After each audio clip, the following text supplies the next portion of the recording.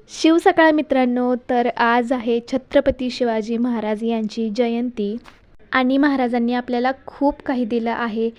त्यांनी त्या टाईमला एवढं केलं म्हणून आज आपण आहोत आणि त्यांचे ते उपकार आपण कधीच नाही फेडू शकत. त्यांच्यावरती जितकं बोलेल ना तितकं खरं तर खूपच कमी आहे.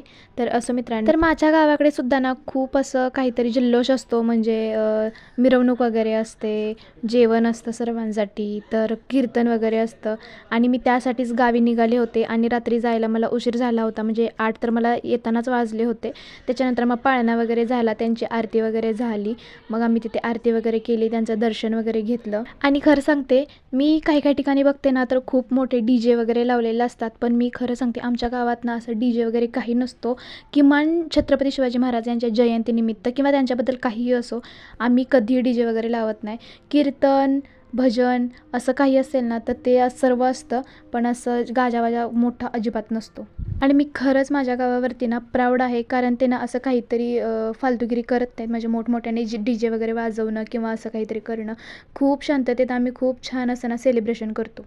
आणि तुम्ही शिवजयंती कशी साजरी करता ते मला नक्की सांगा. बाय.